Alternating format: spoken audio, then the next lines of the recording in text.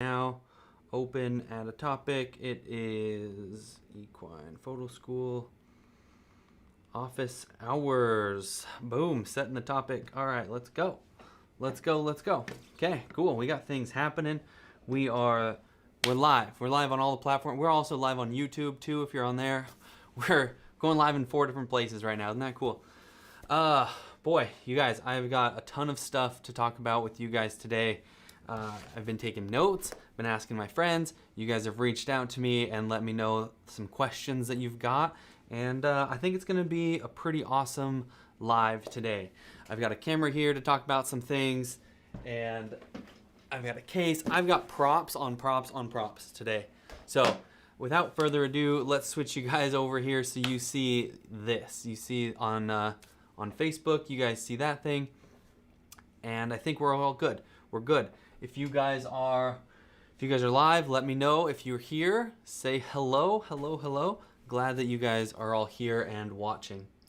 So hopefully everything is going good over here, and we can start that live. And we're going live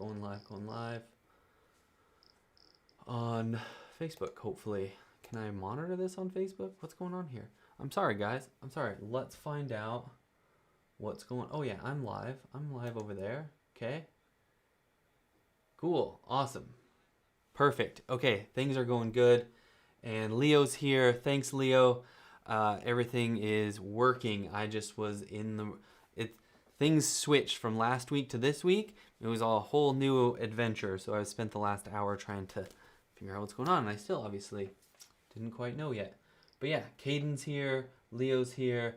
Man, we got Facebook messages happening, all kinds of cool stuff.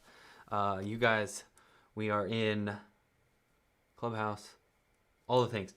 Anyway, the first thing I want to talk to you guys about is like certificates for your stuff. So like these kind of certificates. So if you're like, I made these myself. Here's the deal. I printed them myself and I edited them. Basically, I went to like Envato Market and bought these as like a template, and then I've been using that as a deal. So it looks like metal. I print this on metallic kind of paper. Hey, Leo's here. What's up, buddy? I'm just gonna turn this down because we don't need that. Because everybody's gonna hear that double. Okay. Sweet. So I got this at Envato Market, the graphic, the design, but you can get these anywhere. There's all kinds of places you can make them yourself. And I just made it look like metal, and then I printed on metal paper. People love these. As you can probably see if you're watching this, this is beautiful stuff, and you can change the color of it too, so it looks like for different levels of awards or whatever. So I just have a bunch of these that are printed out, ready to rock and roll. And they say different things. Like this one says $50 in-store credit. And this one says 12 by 18 vivid metal print. Like whatever you're trying to promote. I had some Ollie's Images shirts for a while. In the booth we stock a bunch of shirts and different merchandise. So I would give away some shirts or a social media copy. And if you want to, just as like a prize, this way, because it's usually just like a photo, and some of this stuff we have to ship to them later. This way, in awards, if they have something to hold, they have like a real thing that you can hand them, and it's proof that they've got it. It's the whole thing. So it's pretty cool. I think that, that kind of a thing is like super valuable. And a lot of times I have them printed out here.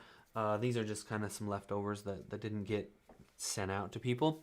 But basically, I would have like a producer come up and like last minute, like we're setting up, or maybe it's already day one. Maybe they're a little short on awards, or maybe they just are like feeling like, hey, maybe this photographer that I'm giving a booth space to and giving this and that and the other thing, like, hey, maybe they'll help us out, or hey, we'd love to promote you too. And like, if you want to do a giveaway or something, whatever. Anyway, having these printed, ready to rock and roll, just grab them, go through let me show you. Whoa. About fell over there. I just have like a little file folder here. And this is where we would, keep all of the, different stuff, but I would just have them in here so I could just run over to the booth, or whoever's running the booth could go here, open it up real quick, hand them some things to give away, and it's great. It lets them promote us as photographers. The other thing you can do is give it to like the announcer and say, yo, I've got some shirts that I want to give away, or photos or whatever. Say you're at a teamer open or whatever. Just come up with something that's unique to that event, right? So the next one to, rope 2 feet, or the next one to knock over a barrel, whatever. The next one that lets the number 7 calf go by. I don't know, whatever it is. You can come up with some goofy thing, and then they can promote you, and they can say, hey, this guy let the number 1 calf go by, and because you did that, you won a whatever from Ollie's Images, or that kind of a thing. It's kind of just like a fun little deal, just something cheap, but it looks cool. Like, I've had so many people say, I'm just gonna frame this is wild. They think that I just printed off a piece of aluminum for them, or a piece of whatever it might be. Let's see, Rodney's here. Were you in Fort Worth when the American was in town? No, Leo, I was here in Arizona while that was all going down. I don't even feel that bad that I missed it, to be honest with you, buddy. I am just kind of glad to be here, and glad to be doing this instead now. It's super cool. I like hanging out with you guys. I've been having some great coaching calls with you guys. A little off topic, not that I was going to talk to this today, but man, it's like one of my favorite things now. It's, get to talk to you guys, get to help you guys with like a little breakthrough, or a little, something that just comes up, and you're like, whoa, I did not realize that that's how we do things, or whatever it is, or maybe just to give you some encouragement. All of these things, like, I've had so many people say, man, this changes everything, or talking to you last week changed my life, or whatever it is. It's just so cool to get to help you guys now, because I did it. I went through that. I did all the things, and I kind of burned myself out on the whole deal. But this is like a way for me to like help you guys. Like, now I climbed up here, and now I want to help you guys climb up there too. I think there's plenty of opportunity for everybody to really, really make an impact in your personal finances, in your business, the whole thing. So it is super cool. Look at this. This is like this whole new thing. I created this since last week, and I'm really stoked that this is happening. I can see things going on. Leo says, I was in Arizona 2 weeks ago. I was going to call you, but it was work. My 3 days I was there. Dude, I totally understand. Don't worry. I too have been in the same exact boat as you. I've been to towns where my good friends live, and I've had friends that are just straight up mad at me because I did not call them, I didn't hang out with them, I didn't take them out to dinner. I mean, like, I get it, dude. I mean, we at Ollie's Images, we'll work 20 hours, 20 plus hours a day. You've been there, you worked for me a little bit. I mean, they're long days, and the last thing that you want to do is call up somebody and try to make a plan. I mean, it just doesn't work. A lot of times it's start at 6 and end at 10 o'clock the next day. I mean, it's like insane town. So I get it. I'm not upset, buddy. But I'll definitely be in touch with you when I come to your town, and hopefully because I have a different schedule now, so it's gonna be super good, and I'm sure you're gonna know when I'm in your town. All right. The next thing. What else do we got? If I missed anything here, I think I'm keeping up on it. Multi-stream. What's this button do? Cool. Look at this. I got things like working. Isn't that cool? Only that was for Caden. Oh, okay. Yeah, that was for Caden. Sorry. When I see it on this, I don't know. I should share you guys this other screen I got. Look at this. I got all these things going on here. So when I see it on this middle one, it doesn't necessarily convert over. Okay. Book club is the next thing I want to talk about. We are in this book back here. Oops. There we go. All right. For book club, if If you guys are here, this Master Your Time, Master Your Life by Brian Tracy. We're reading this next. So we're going to just do like a chapter a week, go kind of slow. I know everybody's got a lot of things going on already. This is just like a great book to start with. We're going to definitely get into other kinds of books. We're going to get into photography type books. This is more of like a whole system book. So this is great if for business and personal and the whole thing, your whole life. A great little book to start with. We started talking about that last week. I picked a book earlier and I shared a link. If you go to Equine Photo School Facebook page, there's a link to that book if you want to support Equine Photo School. That'd be super if you use that link. I'd totally appreciate it. We're gonna start on Monday, the next Monday.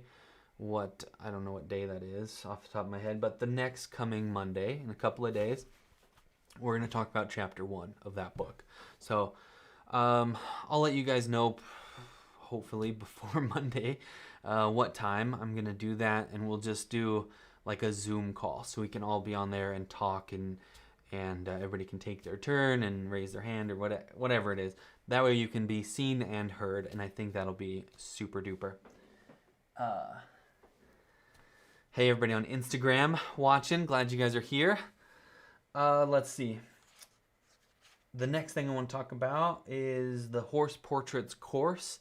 If you guys have been following my Ollie's Images page, I have been leaking out a little bit. Mostly Sonia Walls with Waltz Performance Horses. She's been blasting out pictures because I want to take care of her. She did a lot. Her and her girls, they stepped up. They really, they helped us do the whole thing. So we spent 7 hours there a couple weeks ago. We filmed all kinds of things for you guys. They're super good troopers, so I want to make sure I take care of them, help those who help you, right? So I've been going through editing those pictures, getting them turned over, getting them out to them. Sonia always wants like the coolest stuff, dude. So we've been cutting them out, swapping backgrounds. We did black background pictures in camera with her girls, with the horses, all these things. So we did a lot for you guys. It's going to be a big course. You guys are going to take away a lot from it, and I'm so stoked to like share this with you guys. I'm sorry it's taking a little bit longer than I'd even anticipated, but we're getting there. We're getting through it. We're getting things happening. I'm going to get Sonia all the pictures that I promised her, and that's going to help me with the course too, because I have to edit them for the course anyway, and I'm going to show you guys not all of them, obviously, but once you see how I do it once or twice, at least once for each different kind of thing, once you see how that system kind of works, I think you don't need to watch me do it 100 different times, right? So I'm gonna work through those for Sonia and get those out the door to her, and then back to editing the course. So I've scheduled the majority of my days early next week. Those are just going to be dedicated to getting this course edited, getting all the extra content for you guys like mapped out, that sort of a thing. And then I'm going to let just a small group of you guys in there to kind of like beta test it for me. If you're not familiar with beta testing, it's kind of just like a way for you to let a small group of people in that kind of aren't going to see the testimonials. They're not going to see, because nobody's done it before. It's new. It's like they're the first ones to go through the system. And then I ask you guys, the few that I let through there, like I'm just going to have like a little questionnaire, some basic like what went wrong, what did you like about it, what did you hate about it, what did I miss, what did I gloss over. If you guys have been in this with me for very long, you know that sometimes I just gloss right over stuff, and I'm like, yeah, I mean, everybody's got that, right? Like everybody knows that, right? Because like you can't have like beginner brain over again and like not know what you don't, that you didn't know before. I don't know. You know what I mean? I screwed that up. I'm quite certain of that. Beth is here. Hey Beth, dude, what's up? I didn't want to clean the pool. Yeah, Leo, dude, that pool is a mess, and it's been like raining and windy here today. I just before this started, I noticed that one of the chairs flew into the pool. It's embarrassing. Okay. The other thing we're going to talk about today is what to do between events. How about what to do in between thoughts? I'm going to take a drink of water. That's what's going to be most important. What's the weather like where you guys are at? Talk to me.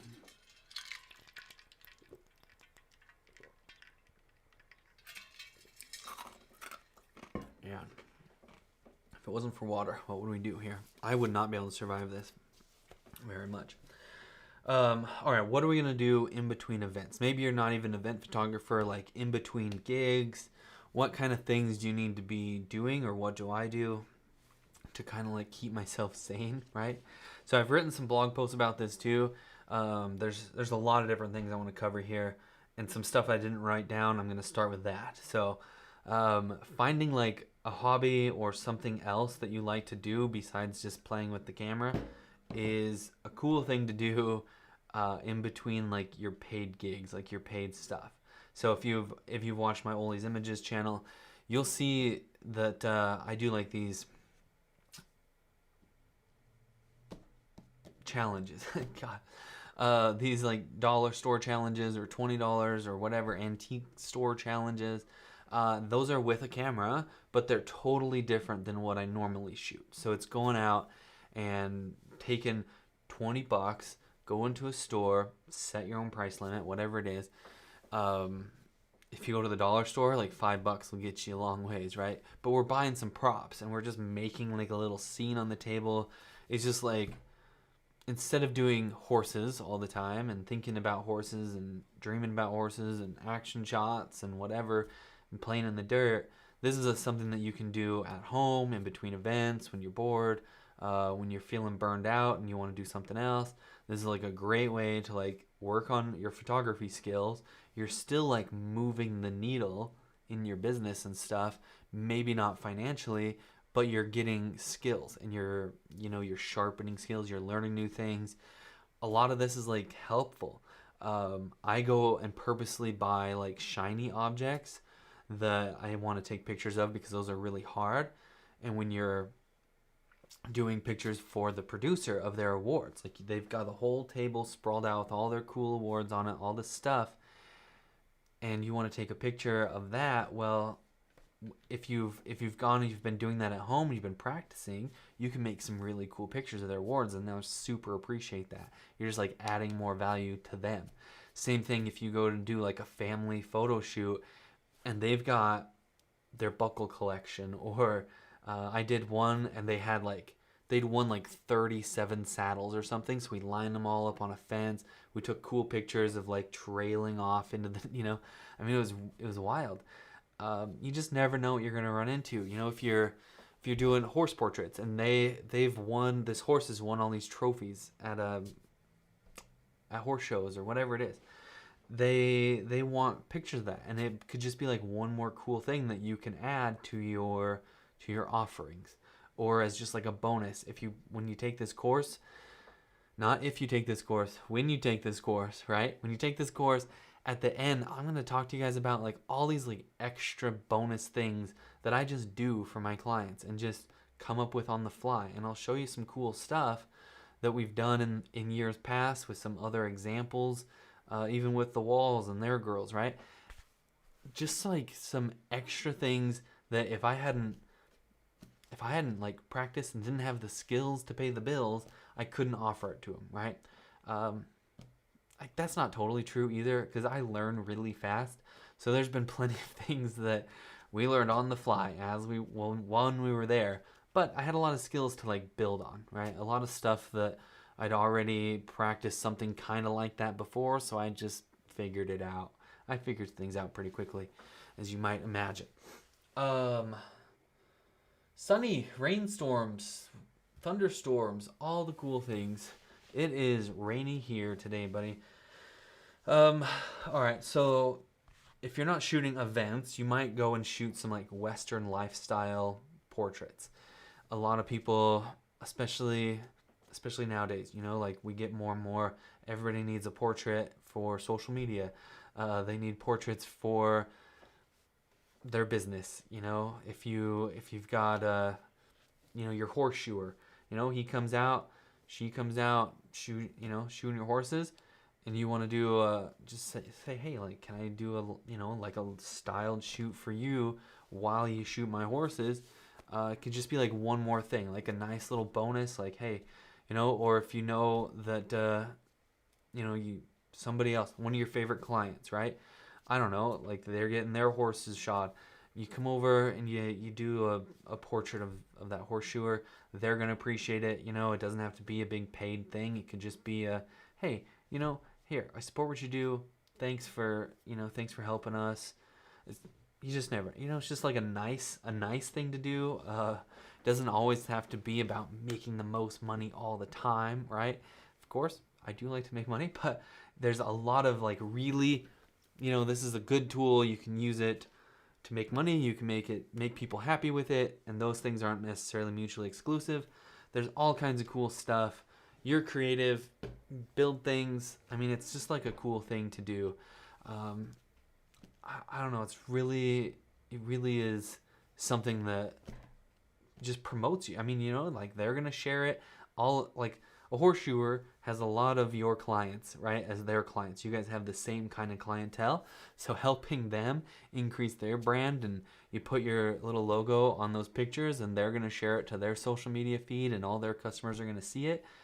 They're gonna be driven back to you, and it's just like feeds itself, right? So it's super cool that way.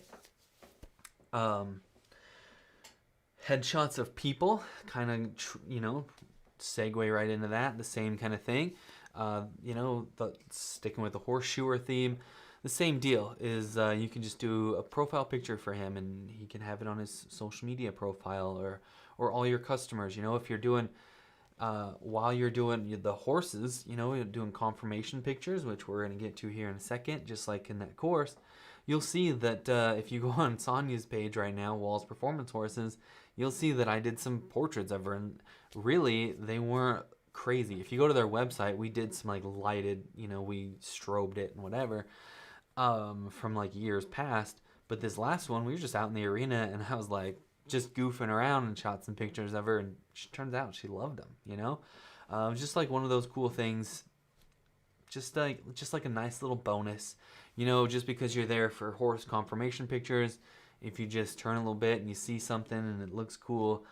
There was a picture of Sonia with her head up against her horse's head, and they were, like embracing each other, not confrontational, like, whatever.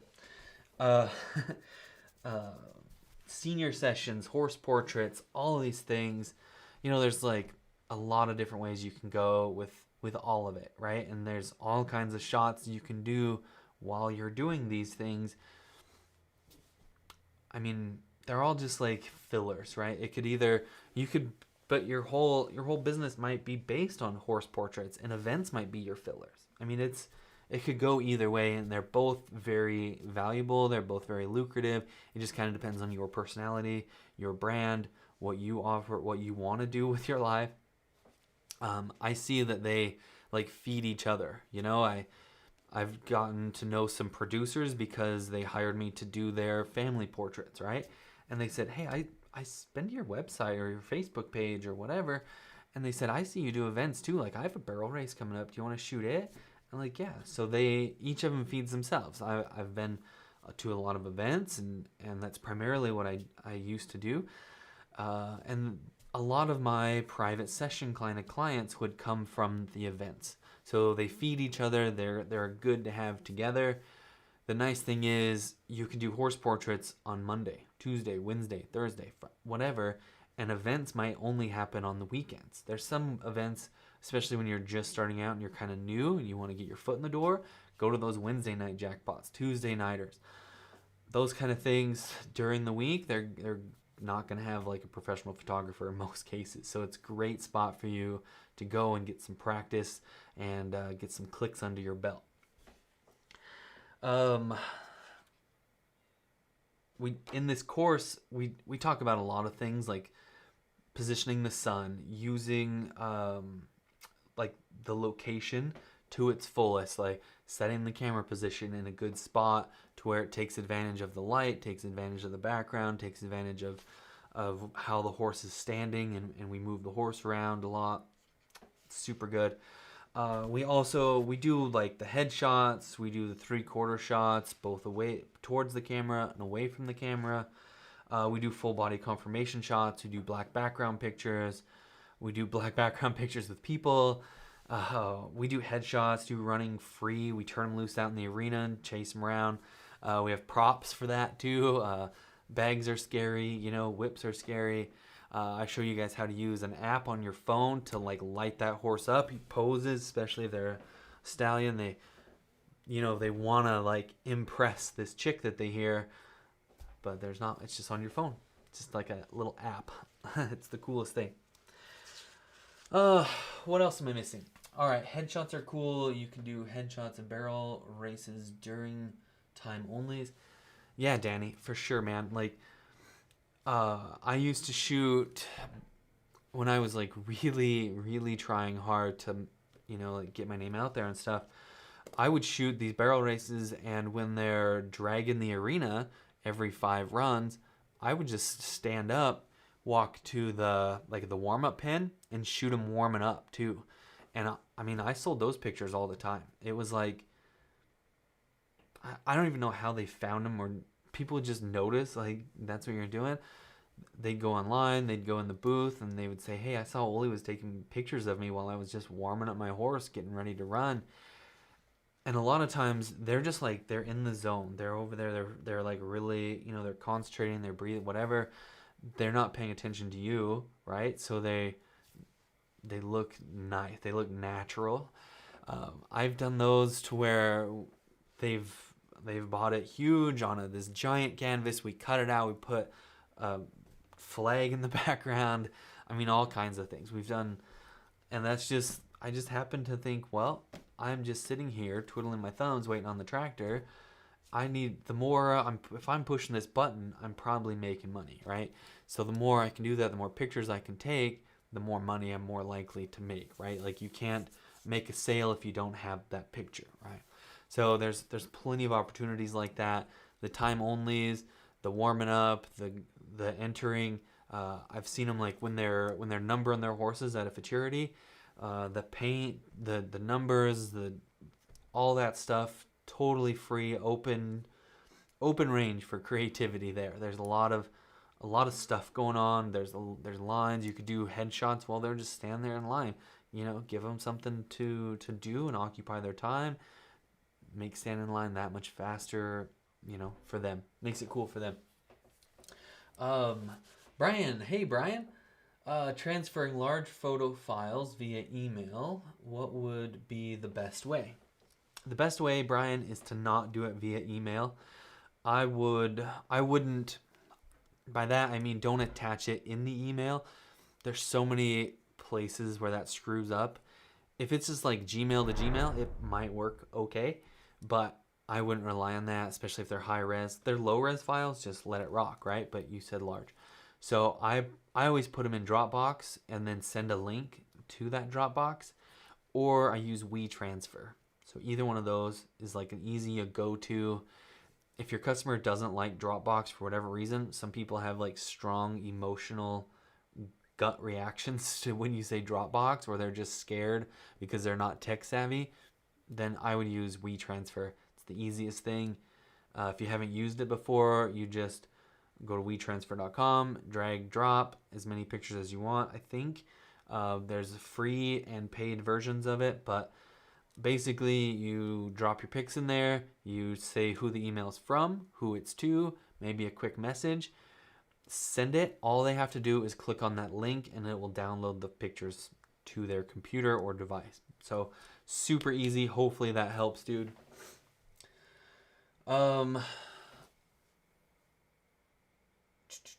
Wednesday jackpots are a great place to start. That will help you grow. Yeah, Danny. Those weekly jackpots, weekday jackpots are great. Like, a lot of producers go to those because they are also contestants, guys. So they see you out there like trying hard, getting things going, and they're gonna invite you to shoot their event. They're seriously. I just had a coaching call earlier today with with a photographer, right? Obviously, she's a little bit new. She's just getting started into like this world. She's been a photographer for a while now, but she's just entering our world here and figuring it out. And she was like really scared at first. Like we did this second coaching call, right? So the last time we did a coaching call, she's like, man, I don't know like how I'm gonna get myself out there. How am I gonna promote myself? How is this all gonna work? Like, what if I'm not busy enough? What if, right?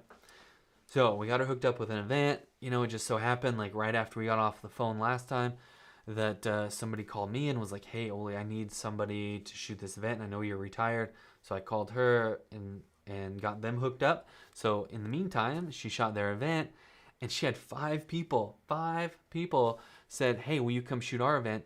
And of those, 3 of them have series. So they're like every single month all year long, right? So there she got 12 in one. Another one has a series that leads up to a big finals in Vegas. So boom, she got that one. That was huge. It was like a big rodeo deal.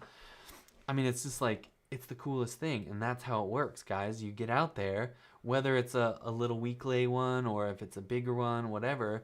But the more you're out there, the more chances you are of having a situation just like that.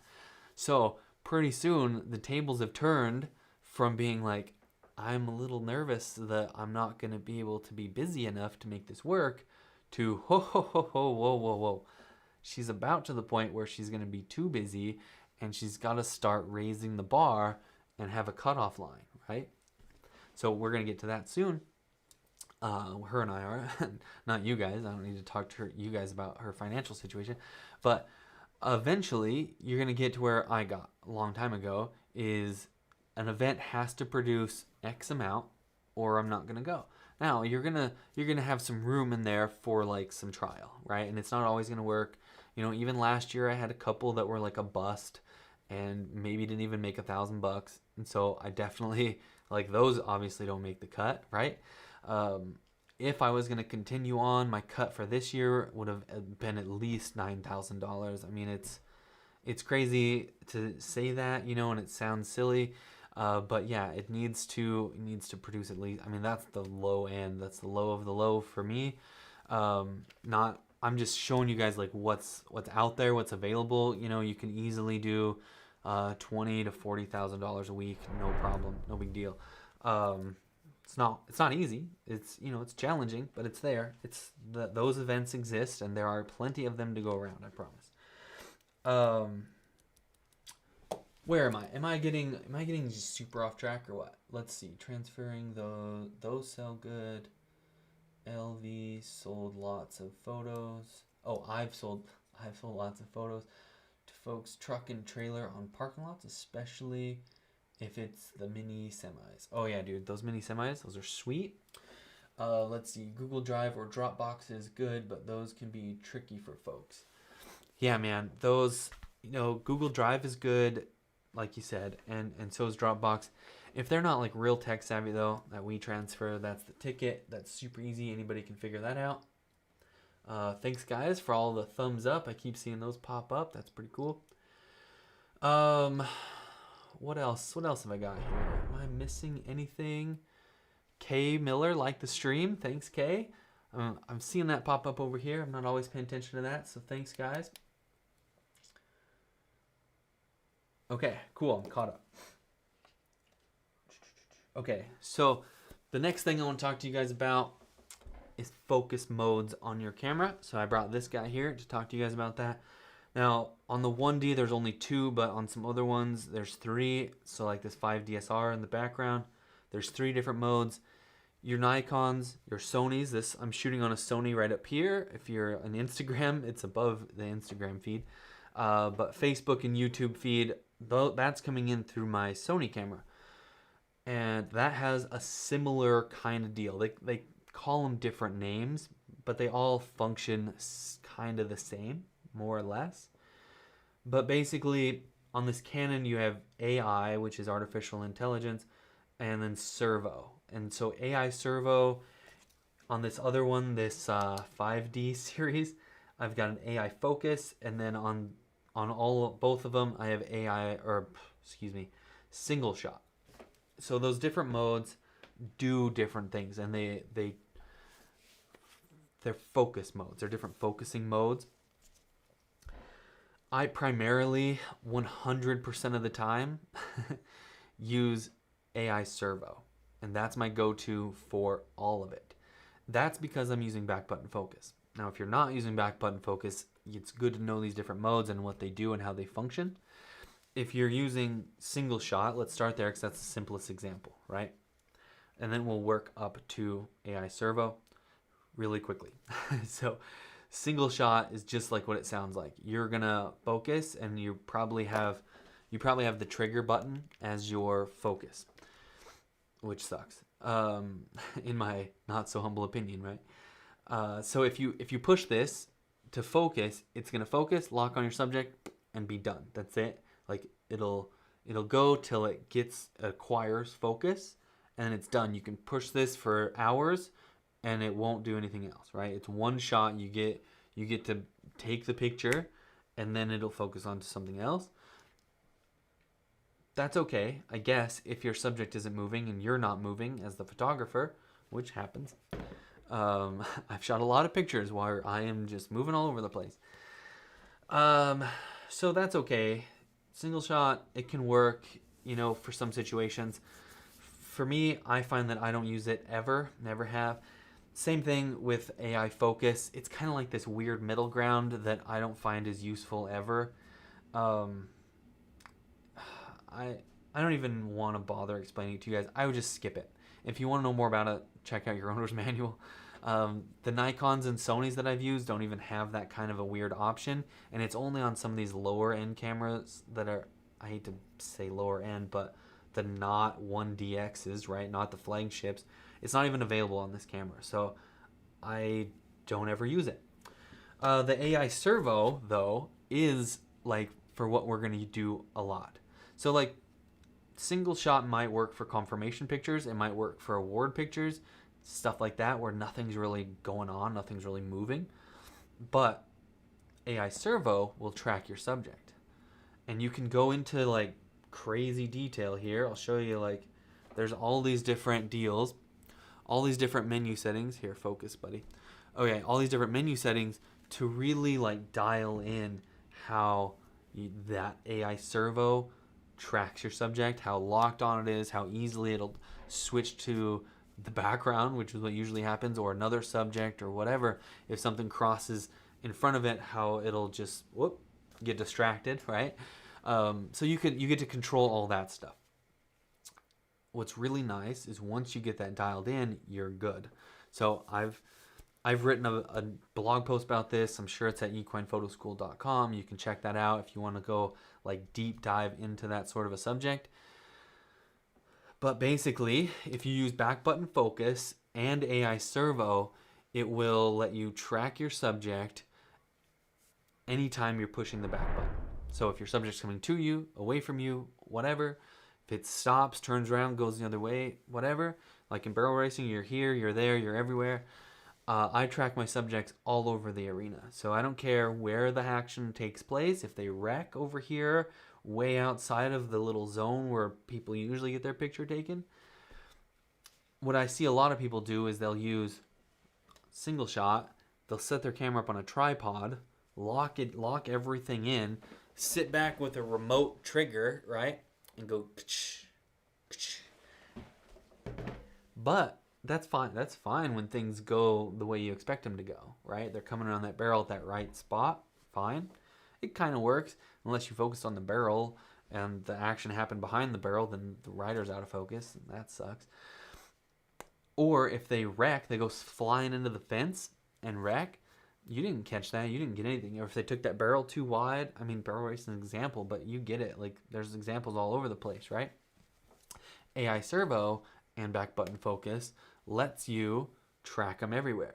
And then I pick one single autofocus point, one little square out of the hundreds or more, hundreds of options that are available.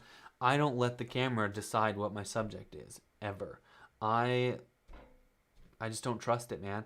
It jumps to the background way too much. It jumps to a pole, if they're pole bending, if it's If there's a cow involved, it might jump to the cow or the steer.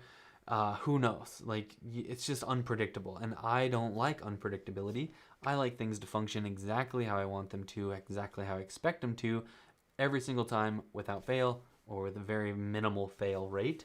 We're trying to just like reduce the whoopsies, right? So with back button focus, with AI servo or an equivalent, and a single point autofocus, you'll place that in one spot. So if you're it depends on the event, and I'll move it for different spots in the event based on where I know my subject is going to be in frame. And then I have this little button right on the front, not to flip everybody off here. There's two buttons on the front. You can control these to do whatever you want. I have one set up to where it recenters my autofocus point. So that single point, I'll generally have it anywhere else most of the time. And then sometimes I need it smack in the middle. So there's a lot of times after a run is done, everything is like kind of settled. Then the horse and rider are gonna go past me. So I'll just come up just like Danny was saying, Square D. He was saying, get a portrait during their run, right? So I can come up, and I'm usually sitting down, which is why I'm doing it up here, right? So they're riding by me up there. I can snag a portrait of them just like that by grabbing that middle button with my finger and back button focus. It jumps to the middle, and I just pop that right on their face or their chest or whatever, and then I can grab a couple of shots that way if I want to. So it's a great way to have a different framing of your subject. If typically they're over here because the rest of the action is happening over here, but this is where your subject is and you want to see all of it in frame, then boom, stick your focus point over there. And it's really easy to move on like these Canon cameras. You just push this little star button back here, the AI, the select autofocus button, and then you just move it around the joystick. Super fast, super easy to do, so you can move it if you want to, but 99% of the time I just leave it in one spot for the whole weekend, for the whole event, except for using that button in the middle like we just talked about.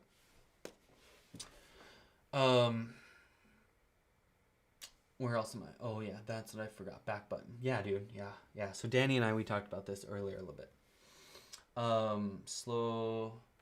The other thing before I get to Square D's last thing is a lot of these lenses right here have a switch to go to manual focus. You can switch this, go to manual. This lens lets you override the auto. You can have it switch to autofocus, but then manually focus it if you want to, which happens sometimes. You do want to manually focus sometimes. If you're shooting without back button focus and your trigger is doing the focusing, if you've gone through and meticulously manually focused on this pen or flower or whatever, and you've got that, and then you go here and you push this button and you forgot to switch this off, guess what? It hunts for focus, it misses it, you're screwed. And you gotta start over, you gotta start the whole process over again. You've probably missed the moment, whatever. The flip side is, say you remembered to flip it to manual focus, and you get it, you dial it in, you do the thing, whatever, and you're good. And then you go put your camera away, whatever, you come back, and then you're ready to shoot action, right? You're going from whatever stationary objects, and then the next thing you're doing is action. You pick it up, and you're shooting all day, and you're going, pa pa pa pa.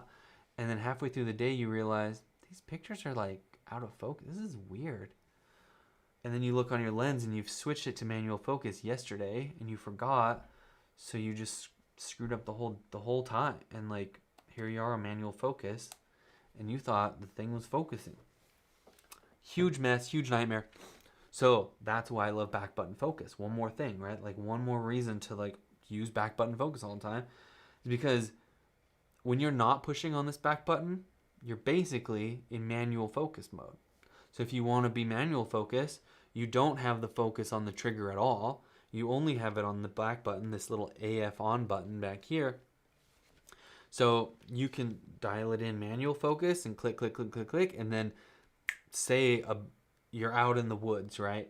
Or whatever. I don't know. Just follow with me. a rabbit jumps up and takes off, you go, you pick it up, and you've got back button focus. All of a sudden you're on it and you're focusing on that subject just that fast. You didn't have to fiddle around and try to remember if you switched it to autofocus or manual focus. You don't have to jack around. You're just ready. You're ready for anything. If you set this camera up like I talked about in my blog post quite a while back, and I think I made a video on it too, but I don't know where that is. I'll make a new video on it someday. I'll write that down. But the way I have this camera set up, it's like a point and shoot camera basically. I mean, it's got all these bells and whistles and all this cool stuff it does, but a lot of it is like set it once and then forget it. And then you're just ready for anything all the time. There's some minor little tweaks. Obviously, shutter speed, ISO, aperture, all those things you adjust normally. But basically, once you've kind of got it set up, it's ready. I mean, it's ready for like anything. So it's pretty cool. I love back button focus because of the usability for all kinds of different situations. AI servo, even if you're taking a picture of a flower, but you're doing that handheld, even if you're not, that flower is probably blown in the wind because you're probably doing that outside, right? And then you're probably rocking back and forth just a little bit. You might not even notice it. Might not be, I'm making it obvious now, but right? When you're super close, depth of field is shallow. It's like nothing, right? So if you move just a little bit, all of a sudden you've missed focus. If you're trying to like manually focus, if you were on single shot and you focused and then you leaned in just a little bit by accident, then you've pushed that plane of focus past your subject. But with AI servo, back button focus, all these things, you're tracking that subject, the subject to cameras, whatever. It's like always perfect. It's always in focus. It's always sharp. It's always great. That's probably enough. Did I beat that dead horse enough or what? Focus fall off. Show fall off will help stay focused if anything comes into frame. Fast fall off, it will just jump from main subject to what the camera thinks is in the new subject. Yeah, he's talking about it being fall off on here, on that camera. On this one, it is autofocus point auto switching or tracking sensitivity. All these kind of things, these play like a role in how that AI system works, the artificial intelligence, the servo. It's always trying to keep everything in focus. And if you go through the little menu system on the back and dial it in, I don't recommend this for everybody, right? This is not for the faint of heart, but if you're a brave soul like I am, I learned how to do this super fast because I would change it during events and I would just look at my pictures as I went. I would zoom way in, use that little screen on the back for instant feedback. You know, I'd probably shoot 20 or 50 runs or whatever and then make it, you know, see what that adjustment did. Maybe shoot, you know, all day and then change it the next day or whatever. I would experiment all the time. I mean, I was shooting so many events back to back. I didn't have time in between events to be jacking around too much. It was just enough time for us to like settle the dust and then get set up at the next one. So a lot of the experimenting and all the stuff I did was like during an event, and I'm not scared to just, you know, go for it and try things out, test it out, see how it goes. Hey, Phil is in Instagram land. Hey Phil, what's up, buddy? So glad that you're here. Glad that you're watching. Guys, I got a stuffy nose today, and I apologize. How are we doing on time? Almost an hour already. All right. Cool, guys. This is working out good. What else have I missed here? Anything good? Anything good? Refresh the old chitty chat. Okay. Awesome. That is cool. Okay. Where are we at? Okay, the last thing I want to talk about before I let you guys go today, we'll probably just end this at an hour. If you guys have questions, like always, guys, drop them in the chat. Let's talk about it. But let's talk about burst mode versus single shot mode. So that's different than what we were talking about earlier, which was a focusing mode. I just want to talk to you guys about spray and pray, blasting a bunch of images, right? Holding that trigger button and getting shot. versus timing out your shots and boom, there, right? Getting that one shot or a pop pop, maybe like a combination of the two. And then we're going to talk about culling those images when we're done. So the first thing is like burst mode, right? A lot of us are going to start there. If you're new and you're not really sure what's going on, you think things are happening really fast, you got all this other stuff to think about. The last thing you know, you're trying to time out a shot and you don't even really know what's, maybe you're new to the sport, or I don't know. There's a lot of things. For example, if the horse is running around free in the arena, you know, and you don't really know what's gonna happen, and you don't know exactly, like, if you don't shoot with both eyes open like I do, I'll definitely be like this the whole time, so I can look out one eye and see what's going around, and then one eye is through the lens. If you don't do that and you're not comfortable with that, maybe it makes you sick. Hard to do on a wide angle lens, I'll tell you that. But telephoto lenses, super easy to do. Sports photographers do it all the time. If you're not doing that and you don't know where that helper exactly is at, and you don't know when they're gonna spook that horse or run their flag or whatever, be on burst mode. Just let it happen. I mean, it's a useful tool when things are a little unpredictable or a lot unpredictable. It's great to just brrr and be ready. You know, if you see that horse starting to make a move, but you don't know exactly what move they're gonna make, you just brrr, you capture the whole sequence. Totally cool. I've seen some really cool stuff like skateboarders, snowboarders, skiers, action sports like that. You used to do it all the time. You see it in magazines where they'd set up a nice wide shot and somebody would jump through it and you'd see frame, all in one shot. It's super easy to do in Photoshop. It's like a one-click action wonder. It's super cool. It's kind of played out now, but back in the day, that was like the coolest thing to do, right? Is to combine all of those into one frame. You can definitely still do that with a lot of these action sports too, and it's really easy to do. It's an option. It gives you more options.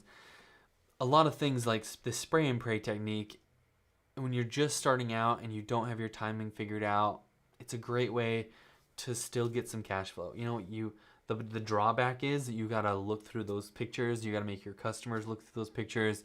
You burn up your camera a little bit faster.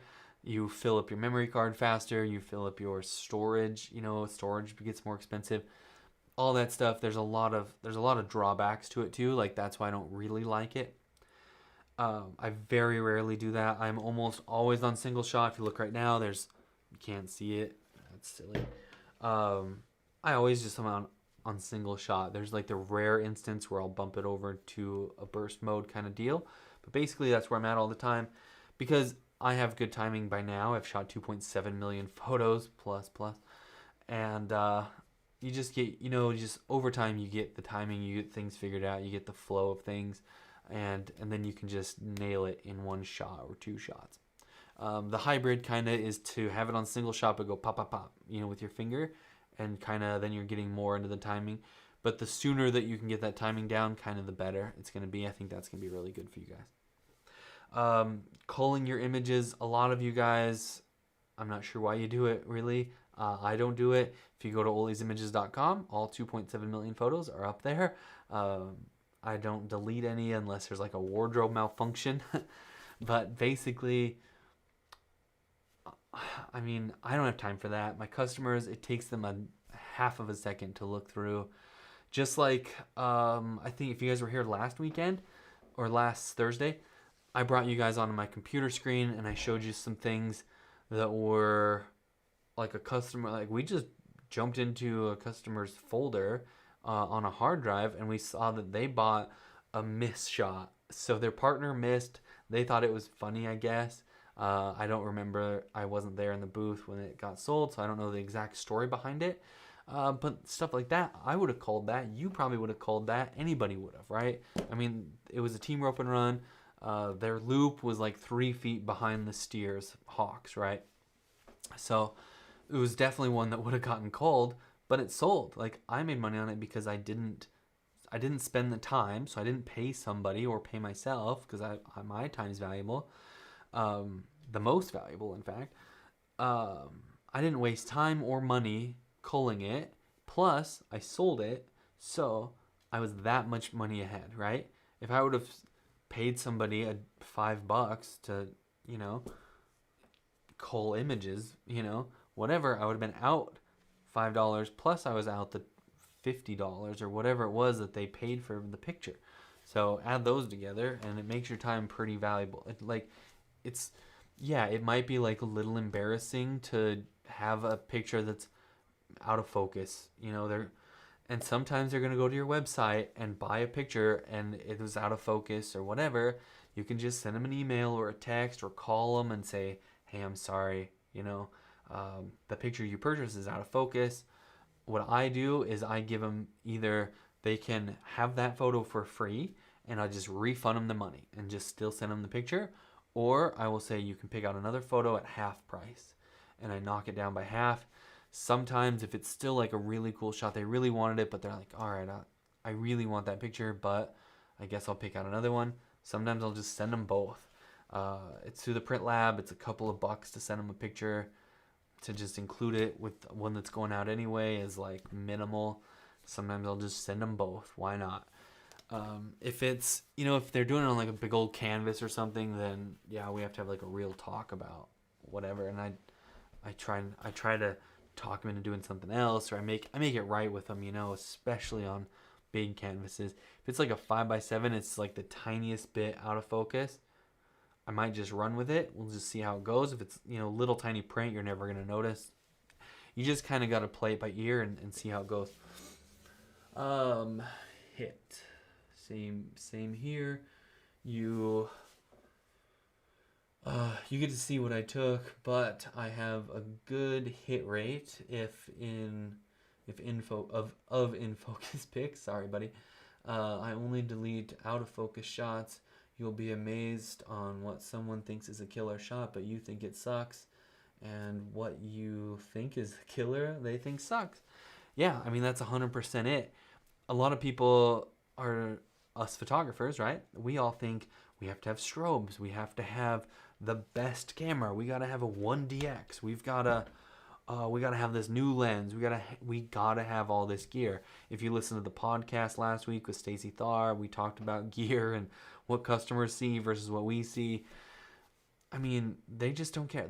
They're concerned about their face. What kind of weird look is on their face? What's their horse doing? How does their horse look? Like, what's their rope like? I don't know. Whatever it is, they're always concerned about that kind of stuff. You'll see in this course with Sonia Walls, I make sure, and it wasn't hard to do. Like, it just happens anyway. And I'm glad. Like, I made sure that it was recorded. But we talk about, like, I shot some pictures and I thought were cool, and she was like, "Yeah, I don't, nah, I mean, she's nice about it, but she doesn't like it. She didn't like that thing, and it was fine. Like, my heart isn't invested in it. It doesn't hurt my feelings. Like, there are no feelings. This is business. So great. We repositioned the horse again, and we shot him again. It's no big deal. We had plenty of daylight left. I had lights. We were strobing it, so we had all night. It was fine. So I would definitely, like, listen to your customers. They're the one paying the bills. They get what I don't call your images. Just let them pick. Like, let them have at it. Free reign.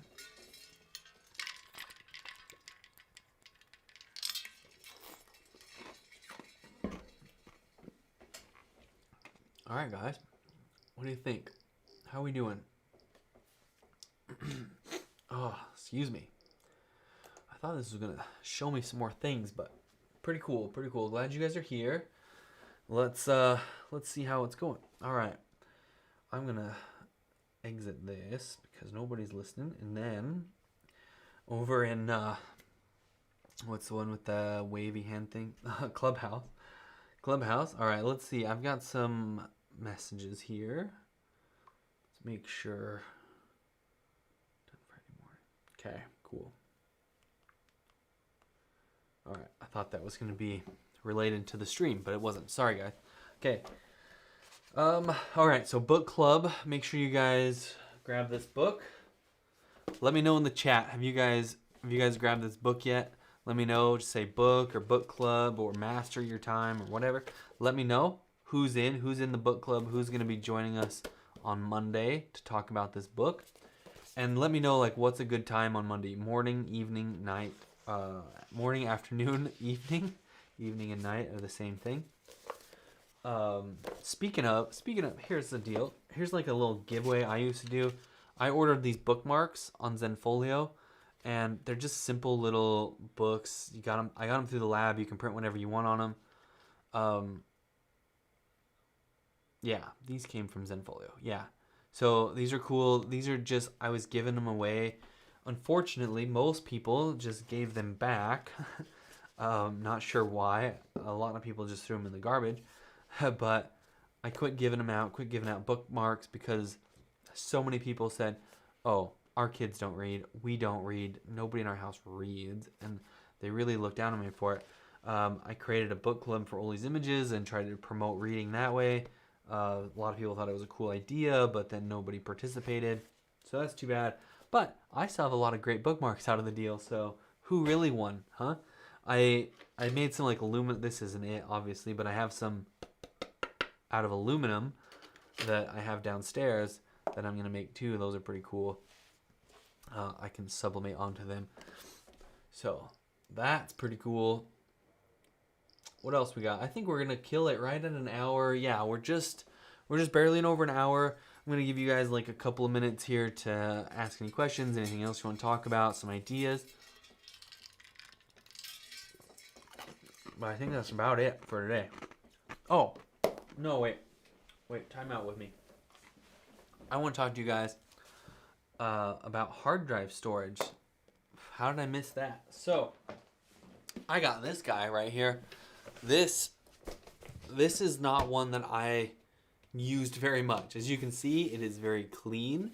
It is well preserved, you might say. It's just barely dusty just from being in the garage. But this guy has got this hot pink foam in it.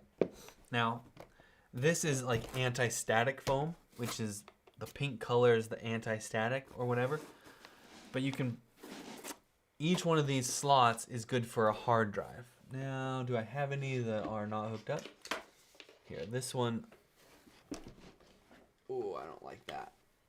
Anyway, I just undid that for whatever, just for this started.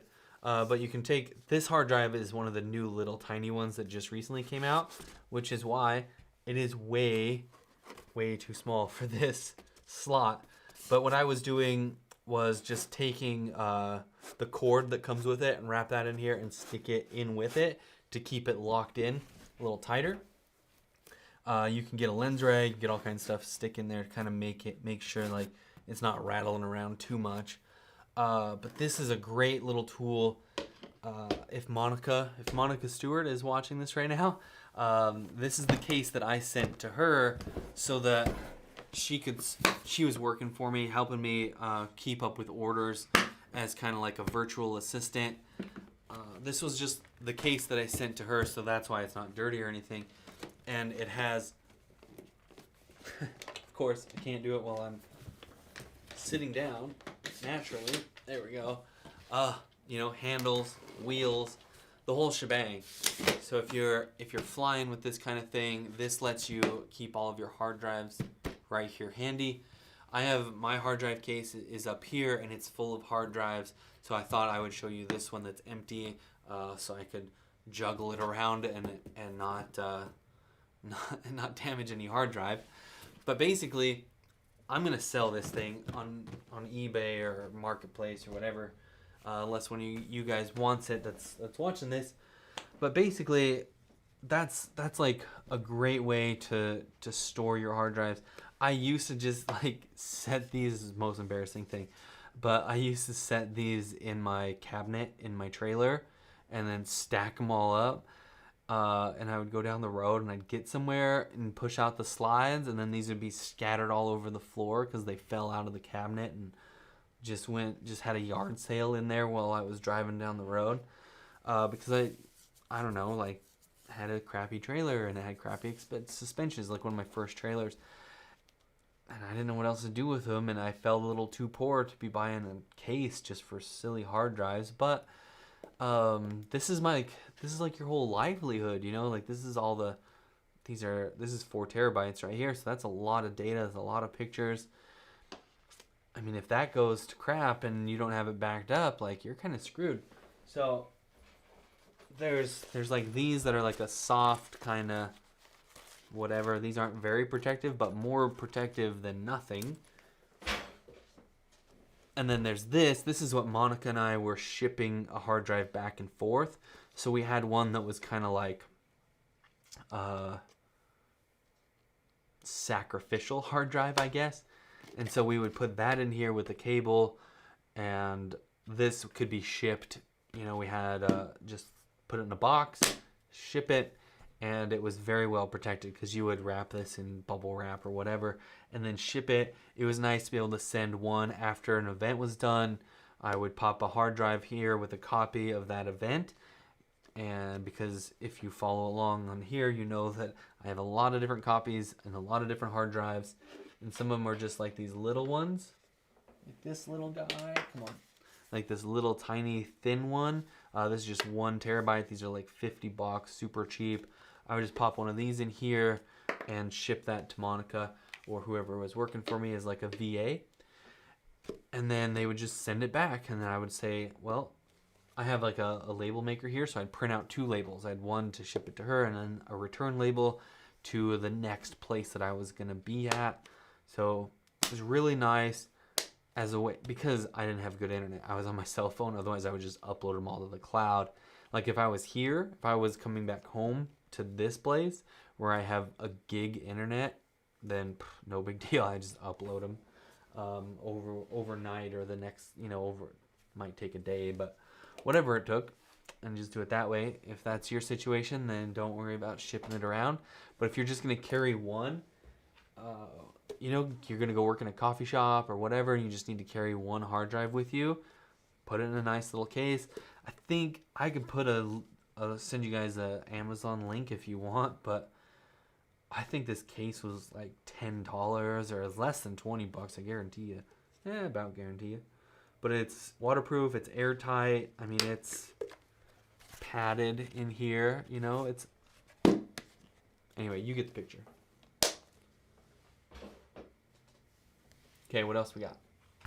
Hey, all right. Christy, when you set up a camera for action photos, how do you know which settings to use, or any help would be great? Hey, Christy, I'm going to drop in the chat a link so everybody can have this link. Let's just go to Equine Photo School and see if this gig internet I was bragging about wants to work. Brilliant. I'm going to send you a link, Christy, and everybody in the chat here on Facebook. Sorry I can't do it on Instagram as easily. I probably do it on Instagram too, but anyways, it's at Equine Photo School.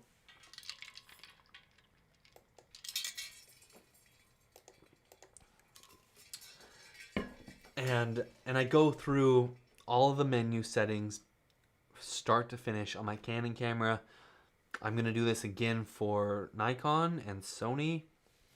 I have a Sony here, but I'm going to rent a Nikon, or if somebody will let me borrow. Hopefully, I know some people around in Arizona, and I can just borrow a Nikon to go through their settings and whatever. But let's see. Posts. All posts. Basically, I think this will help you a lot, is like how I set up my Canon cameras. Cool, there it is. All right. Yeah. Copy. Okay. All right, so everybody in the chat right now on Facebook, I just posted a link, so go and check that out. It's how I set up my Canon cameras, and it goes a lot more into details than I'm gonna go through right now. But basically, what we're gonna do is what I would suggest, and also this is another thing that you might be talking about here. So I'm gonna share this too, a little cheat sheet I made for you guys. a while back, and I've been sharing it, but I got it super handy, super easy here. Let's just airdrop it to my iMac, and I'll show you guys a little cheat sheet for other settings here. So this might help you. Is it gonna do it? Yo, buddy. Sometimes you gotta talk real nice to these computers to get them to do what they said they were gonna do in the first place. There we go. Oh, that did not work either. What is the deal here? Why? Why don't you work? Just do what I said, right? Like, how hard is that? Sorry, guys. One sec. Is it me? Is it you? Who is it? Okay, that's not gonna let me do it there. Let me do it somewhere else. I'll do it from my phone. I'm not scared. What's the big deal? I think this will help you guys. I think this is what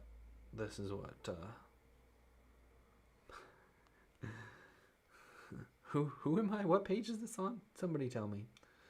Somebody tell me all the things. Okay, here's the deal. We are going to... Oh, I know why.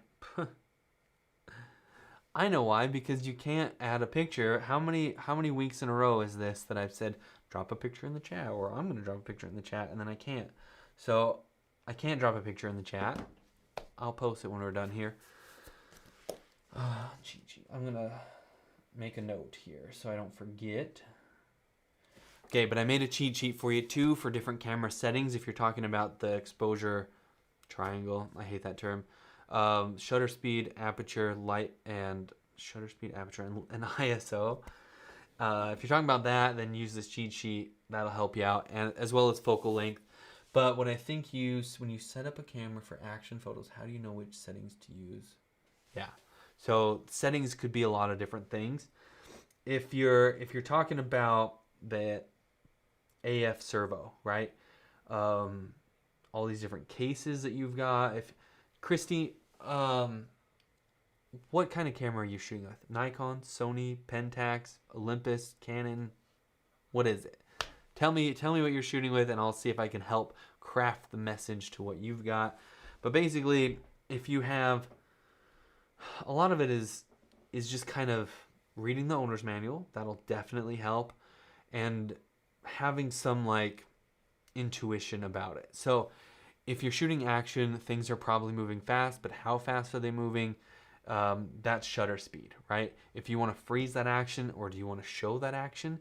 Do you want to show like motion blur, right? If somebody's running across here, or cars driving by, or whatever it is, if you want the background to be kind of like blurred, like street, but like your subject is kind of in focus, then you could pan with, but use a slower shutter speed, maybe a 15th of a second, maybe a 1/25th of a second, depending on how fast it is and how much motion you want to do and how much blur you want in there.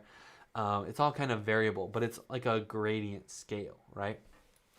At some point, depending on how fast your action is, you can get a fast enough shutter speed to where it's perfectly frozen in time, and going past that isn't doing you much good. You like law of diminishing returns, so you're getting negligible benefits by going faster and faster.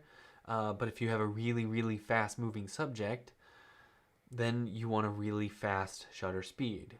And by shutter speed, that works as like a fraction of a second. So the bigger the number on the bottom, the faster it is. The shorter amount of time the shutter is open before the next curtain comes down. If you're using a DSLR, mirrorless camera works a little bit different, but same concept.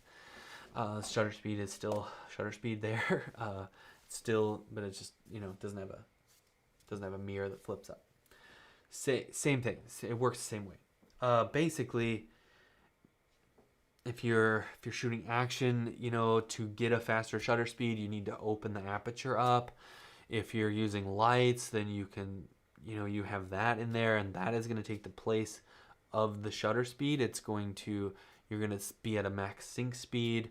This is clearly like too I don't want to like deep dive too much and then lose you and lose everybody else.